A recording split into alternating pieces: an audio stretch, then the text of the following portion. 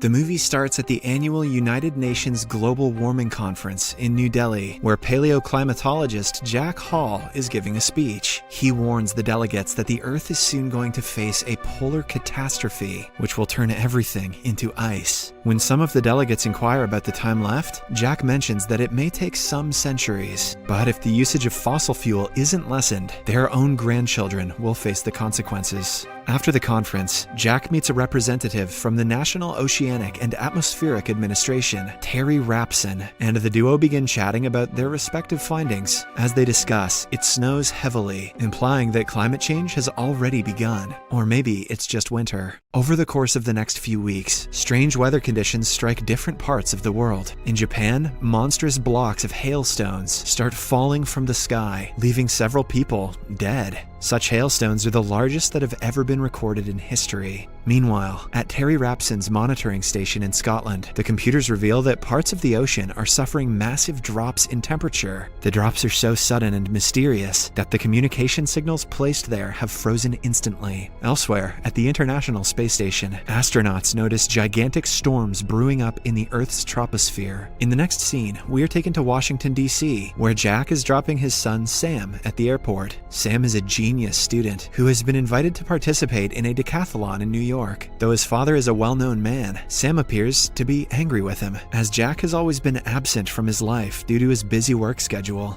Nonetheless, he assures Sam that once he retires, he will have all the time in the world for his family, unless they're all dead. Later, when Sam, along with his best friends Laura and Brian, arrive at New York, they notice a large flock of birds flying towards the west, as if they are trying to escape something. In the meantime, Terry calls Jack from his monitoring station and informs him about his findings. He says that the polar catastrophe is approaching them rapidly, and that they have no time to escape it. When Jack inquires if it is bad, Terry replies that something like this hasn't happened in the last 10,000 years. Following this, we are taken to a weather monitoring center in California, where a technician is enjoying his time with his girlfriend. Just then, he receives a distress call from a man who reveals that it is raining hailstones in LA. Hearing this, the technician turns on the television and is taken aback to see that hailstones the size of golf balls have ravaged parts of the city. He immediately calls his boss and tells him to issue a tornado warning in the state of California. However, it's too late. In no time, several gigantic tornadoes circle the city and destroy everything in sight. Must have been one hell of a gender reveal party. Because of this, an emergency meeting is conducted at the Office of Global Change in Washington, D.C. One of the attendees mentions the other destructive weather occurrences in different parts of the world and asserts that something has gone wrong.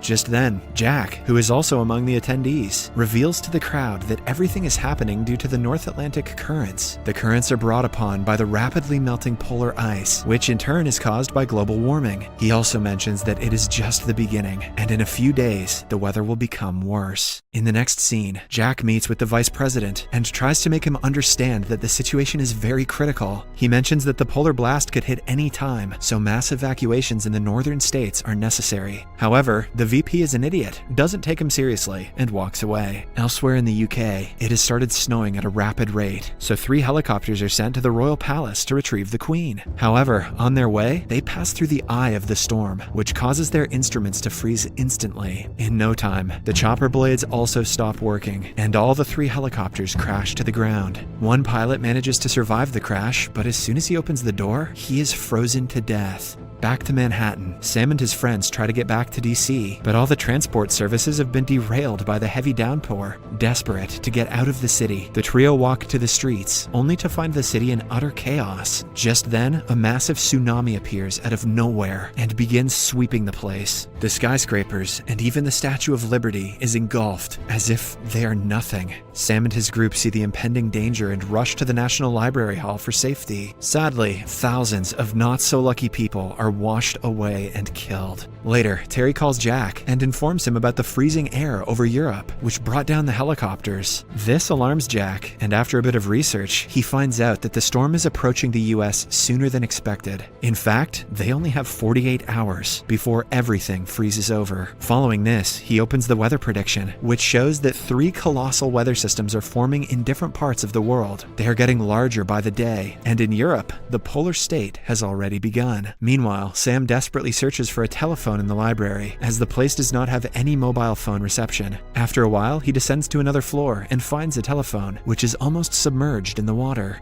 Desperate to call his parents, he swims to the place and finally makes a call. Jack is delighted to find that his son is alive and starts giving him instructions. Put on some water wingies and don't die, son. He tells Sam that he must stay indoors and wait for the storm to pass. If he ventures outside, he is going to freeze to death instantly. Hearing this, Sam becomes worried, but Jack consoles him by saying that he will come to rescue him soon. The next day, as everyone in the library is gathering clothes and rations, they hear a strange noise from outside. When they peek through the window, they are shocked to see a cargo ship sailing through the place. Elsewhere in DC, the head of the state is having a meeting, and Jack is tasked with briefing the state of the situation. Before even beginning, he instills fear in everyone by mentioning that the worst is yet to come. He then suggests that the residents of the southern states must be evacuated immediately and moved to Mexico. Once again, the vice president disapproves of the idea, as he claims that an evacuation of such magnitude is not possible. At least he didn't build a stupid-ass wall. He also asks what will happen to the residents of the north, to which Jack replies that it's too late for them. If they step out of their homes, they will immediately freeze to death. The best they can do is stay inside their houses and wait for the storm to subside. Surprisingly, the president takes Jack's advice and orders the National Guard to evacuate the remaining population to the south. In New York, the people inside the library see a group of people walking on the frozen land and deduce that they're heading to the warmer states. As a result, they also decide to venture outside before the snow gets any deeper. Sam, knowing about the impending danger, tries to warn everyone that it's a death mission, but he is completely ignored. Soon, everyone leaves the library, with the exception of Sam's group and a few other people. Meanwhile, Jack starts his trip to New York, along with his colleagues and best buddies, Frank and Jason. Since the three have visited the Arctic several times for research purposes, they are accustomed to the weather. Back at the library, Sam and his group scan through the whole building for food and discover some vending machines. They also gather some books for burning in the fireplace. Elsewhere, as Jack and his crew are traveling through the thick snow, they suddenly hit a roadblock and are forced to continue their journey on foot. They walk for a few hours with utmost dedication, but unfortunately, when they reach the top of a fragile building, Frank breaks the glass and falls in. He is caught by the lifeline and the two friends are holding him up, but just then, the glass starts to crack. Hence, left with no choice, he cuts his lifeline and sacrifices himself so that his friends can continue their mission.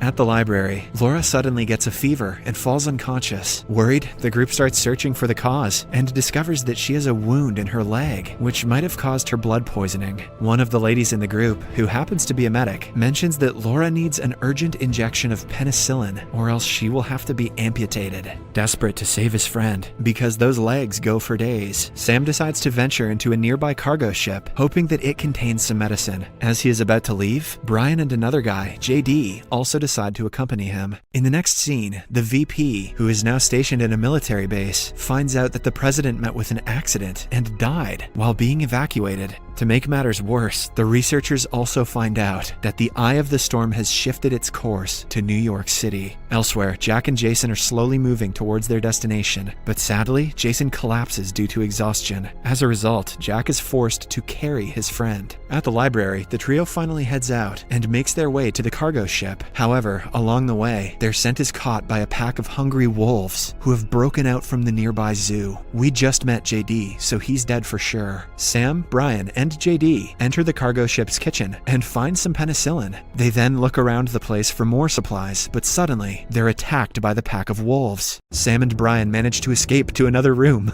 but JD is severely bitten, I knew it. Still, they manage to save him from the hungry beasts. As the three brainstorm different ideas to escape the situation, Sam looks outside and sees the skies clearing. He then realizes that the eye of the storm is nearing them and that they don't have enough time left. Hence, he puts himself in harm's way and makes his way outside to lure the wolves away from the kitchen. He then runs through the abandoned ship, narrowly escaping the wolves. After a while, he catches up with his friends, but by this time, JD is unable to stand. Hence, Sam and Brian bring a sledge and drag their friend to the library. On the other hand, as Jack is dragging Jason through the thick snow, he also notices the eye approaching at a rapid speed. Wasting no time, he starts rummaging through the snow for any houses. Fortunately, he finds an open vent and throws Jason inside before getting in himself. As soon as he closes the door, the frost attacks the place and freezes everything that it touches. The boys also reach the library just in time and narrowly avoid death. They then scramble to keep the fire running, as it is the only thing that can save them from the brutal cold. Jack also desperately tries to light a fire and manages to do so with an open stove. After a while, Jason wakes up and notices that the entire place has been covered with ice. Now, with the eye of the storm already gone, Jack plans to resume his mission. Jason tries to make him understand that it's still dangerous outside, but Jack asserts that he doesn't have any time left.